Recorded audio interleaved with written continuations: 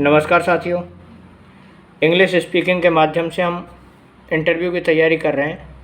ऐसा इंटरव्यू जो English to English होना है, उसमें हमें किस प्रकार से स्पीकिंग की तैयारी करनी है ताकि हमारा इंटरव्यू बेहतर हो।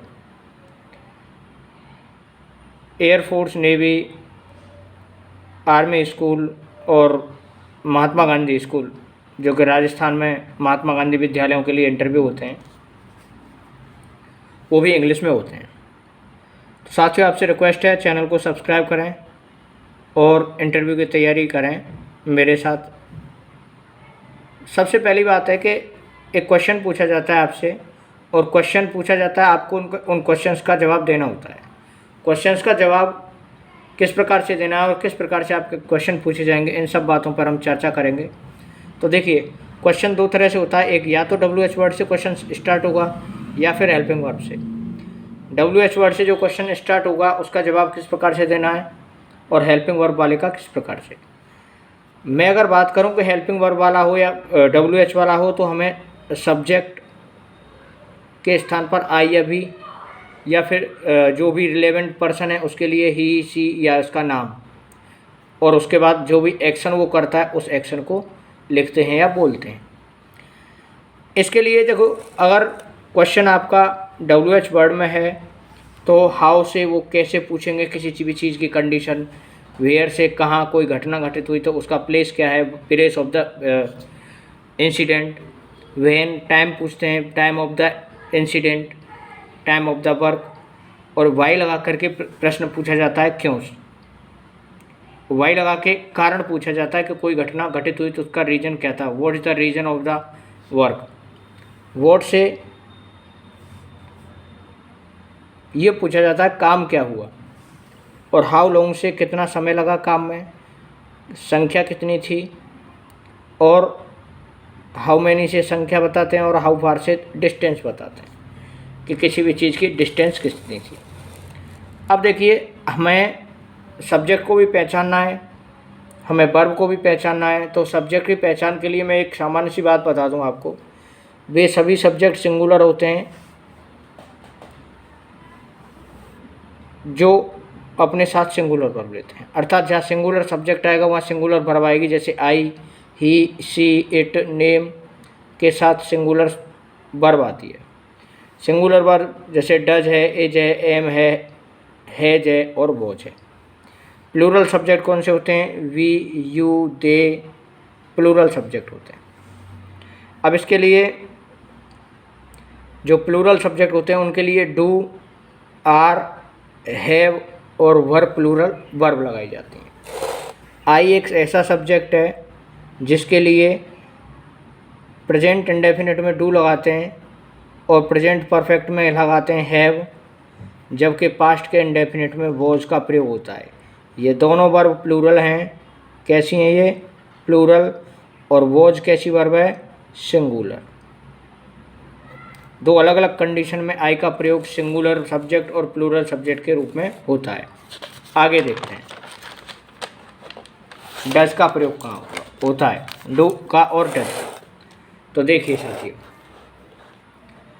डू और डज की अगर हम बात करें तो आई, डू का प्रयोग आई, वी, यू, दे के साथ प्लूरल नाउन आए तब हम डू लगाएंगे और उसके बाद एक्शन होगा, कोई क्रिया होगी।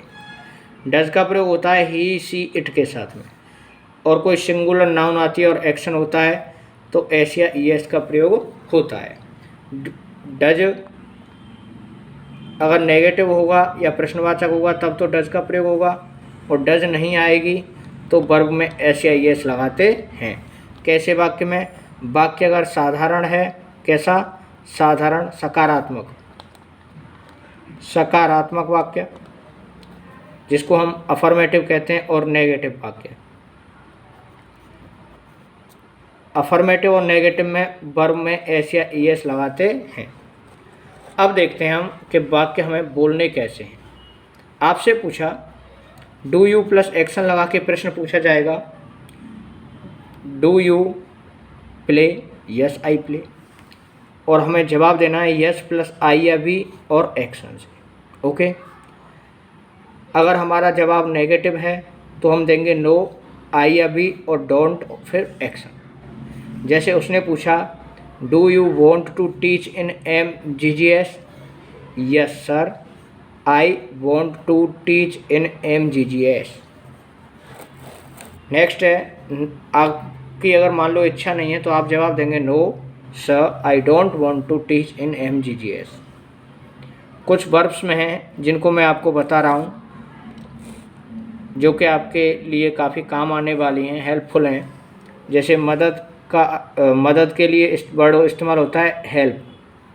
खेलना के लिए प्ले लगाते हैं। सिंग मिस गाना होता है। टीच मिस पढ़ाना और रीड मिस पढ़ना। ये दोनों वर्ड काफ़ी कन्फ्यूजेबल होते हैं। कई बार रीड का टीच, टीच का रीड ऐसे नहीं है। टीच होता है पढ़ाना, टीच से टीचर बनता है और रीड से रीडर बनता है, पढ़ने वाला, टीचर से पढ़ाने वाला। सेलेक्ट में से चुनना होता है और या चयन करना, और चूज में से क्या होता है, चुनना होता है। अब देखिए, जो वाक्य प्रश्न में डू और डज से पूछा जाएगा, जिस वाक्य में डू और डज से प्रश्न होगा उसमें लिखता है, लिखते हो, इस प्रकार से जवाब हिंदी होगी उसकी। क्या तुम लिखते हो, क्या तुम पढ़ते हो, क्या तुम सोते हो, तो है और तातीते, है और तातीते का प्रयोग होगा तो वो डू डज से प्रश्न है, आप समझो। जैसे do you teach English well?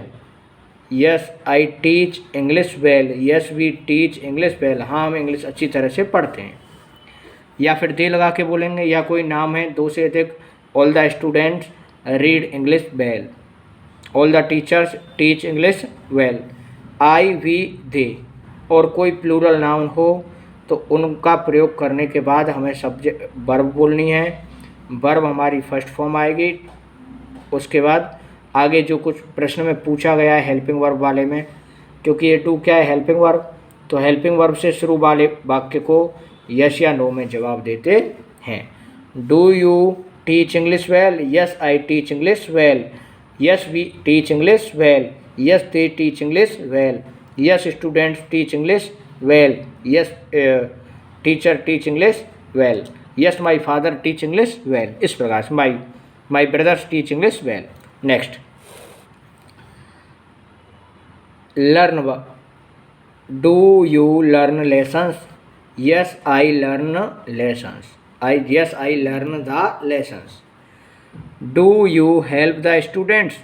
Yes, I help the students. Yes, we help the student. हाँ, हम छात्रों की मदद करते हैं। हाँ, मैं छात्रों की मदद करता हूँ। तो ता हूँ, ती हूँ, ठीक है ना। Do you select the students? Yes, I select the students. Yes, I select the student. Do you write a book? Yes, I write a book. हाँ, मैं पुस्तक लिखता हूँ, मैं स्टूडेंट्स का चुनाव करता हूँ, मैं स्टूडेंट्स का चयन करता हूँ। आगे इसी प्रकार से देखते हैं। देखिए, डू के साथ में ही, शी, इट और एक्शन का प्रयोग करते हुए वाक्य देखेंगे, है ना। सॉरी, डज के साथ में, तो does he teach English.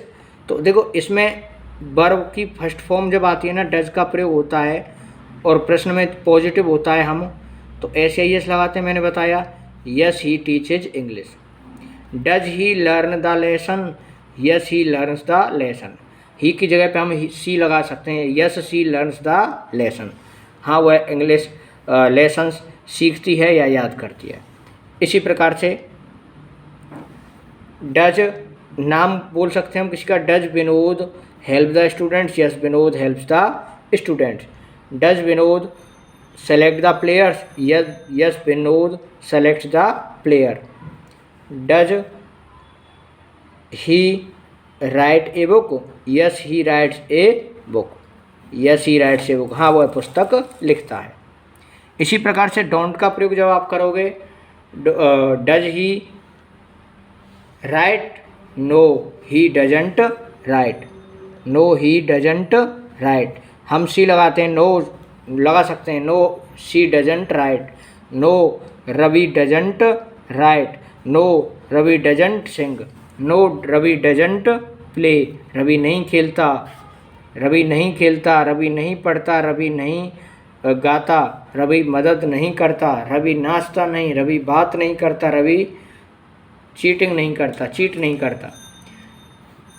No Ravi doesn't write, no Ravi doesn't sing, no Ravi doesn't play, no Ravi doesn't help, no Ravi doesn't. अब इसके साथ में हम डजंट लगाते हैं। क्या लगाते हैं? Doesn't. No Ravi doesn't help, no Ravi doesn't talk. अगर हम इसका आई से बनाएं तो आई के साथ में डोंट लगाते हैं। क्या लगाते हैं? Don't. No Ravi don't write, no Ravi don't sing, no Ravi don't play, no Ravi sorry I से देखेंगे हम। No I don't write, no I don't sing, no I don't play, no I don't help, no I don't write. इस प्रकार से doesn't के उदाहरण अन्य भी हैं, देखिए।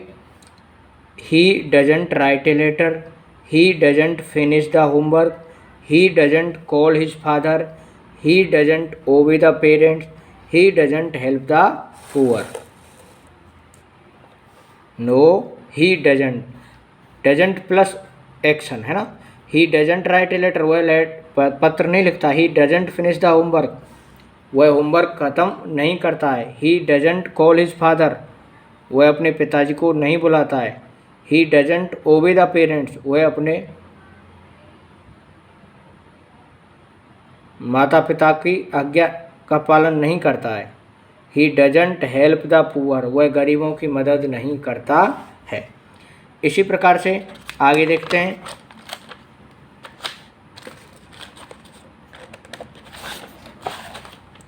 देखिए, अगर हमें डिड का प्रयोग करना हो तो डिड यू से एक्शन, ये प्रश्न हो जाएगा और जवाब होगा यस आई और एक्शन। एक्शन में हमें सेकंड फॉर्म लगानी है, तो कैसे बोलेंगे? Did you play a match? Yes I played a match. Play की सेकंड फॉर्म हो गई played. Do you taught teach a chapter? Yes I taught a chapter. यहाँ पर जो एक्शन होगा इसमें वर्ब की फर्स्ट फॉर्म आती है और रेस्पॉन्स जो होता है, जवाब होता है, उसमें वर्ब की सेकंड फॉर्म आती है। Yes I taught a chapter, yes I read this book, yes I help the student. अब अर्थ इसका निकलता है ता था ती थी ते थे। मैं मैच खेलता था, मैं चैप्टर पढ़ता था, मैं यह किताब पढ़ता था, मैं बच्चों की मदद करता था। हेल्प द स्टूडेंट्स, बच्चों की मदद करता था या बच्चों की मदद की। ओके। इसी प्रकार से नो के साथ डिडंट का एक्शन देखना है हमें।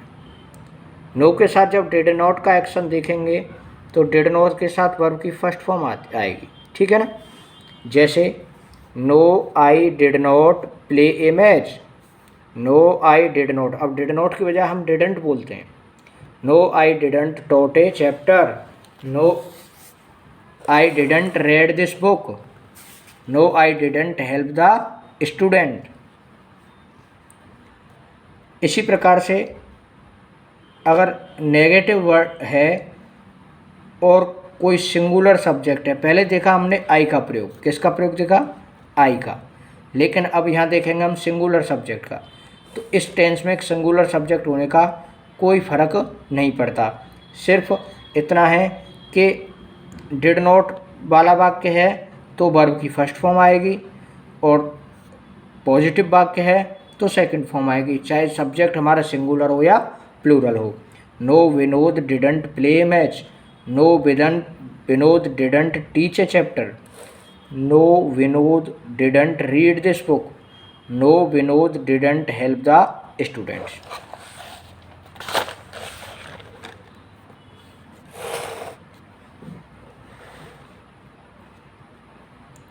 इसी प्रकार से अब विल और शेल का प्रयोग देते हैं। तो जनरली स्पीकिंग इंग्लिश में विल का प्रयोग होता है। किसका प्रयोग होता है? विल का। अर्थ आता है इसका करूँ, जैसे ऊँगा के अर्थ में है, जैसे करूँगा, लिखूँगा, पढ़ूँगा, सोऊंगा, नाचूँगा, याद करूँगा। इसको शॉर्ट में बोलते हैं हम आइल। क्या बोलते हैं? आइल, है ना। या तो आइल प्लस नॉट बोल देते हैं जब नेगेटिव वाक्य होगा, तो या फिर आई प्लस वोंट, दोनों का प्रयोग किया जाता है। प्रश्न बनेगा विल यू प्लस एक्शन से। तो यस आइल एक्शन, वर्ब की फर्स्ट फॉर्म, है ना। इस प्रकार से जवाब होगा। वर्ब की कौन सी फॉर्म आएगी? First form. सेकंड फॉर्म आती है सिर्फ पास्ट के इंडेफिनिट में, पॉजिटिव वाक्य में, यस वाले में। ओके, बाकी सब जगह फर्स्ट फॉर्म पढ़ रहे हैं अब तक हम। तो चैनल को सब्सक्राइब जरूर करें। आगे देखते हैं। Will you teach a lesson? Yes I will teach a lesson. Will you read a unit? Yes I will read a unit. Will you learn a unit? Yes I will learn A unit. Will you help the students? Yes I will help the student. Will you solve the question? Yes I will solve the question. इसी प्रकार से जब इसका negative बोलेंगे, will you teach a lesson? No I want teach a lesson. Will you read a unit? No I will not read a unit, या I will want read a unit. Will you help the students? No I will not, या I want help the students. Will you help the solve the question? No I will not, I want solve the question. अगर he लगा के प्रश्न करना हो, will he teach? Yes he will teach. Will he read? Yes he will read. Will he learn? Yes he will learn. इसी प्रकार से he will write, he will help, he will solve. अब will की बजाय he'll करके बोलेंगे अपन। Yes he will teach, he will read, he will learn, he will write, he will help, he will solve. तो दोस्तों इस प्रकार से हम इंग्लिश की प्रैक्टिस करेंगे। आप इसी प्रकार से वर्ब लिखें। और 3 प्रकार के हमने वर्ब के साथ एक अभ्यास किया है। एक है डोंट वाला, डू के साथ में और डज के साथ में। दूसरा एक्सरसाइज की डिड के साथ में, और तीसरी एक्सरसाइज है हमारी विल के साथ में। तीनों का ही जवाब आई या वी प्लस एक्शन से है ना। सिर्फ हमें एक जगह सेकंड फॉर्म लगानी है, वो है अफर्मेटिव सेंटेंस डिड वाले वाक्य का। अर्थात डिड वाला जो प्रश्न है पूछा जाएगा, अगर उसका जवाब हमें यस में देना है तो यस के साथ में वर्ब की कौन सी फॉर्म आती है? Yes I taught, it means second form. तो थैंक यू दोस्तों, चैनल को सब्सक्राइब करें। थोड़ा हमारे पास इंटरव्यू के लिए समय कम है, इसलिए हम एक साथ 3 अलग अलग वर्ब्स की प्रैक्टिस कर रहे हैं।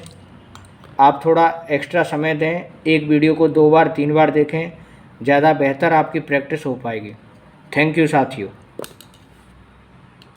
चैनल को सब्सक्राइब करें, लाइक करें, शेयर करें।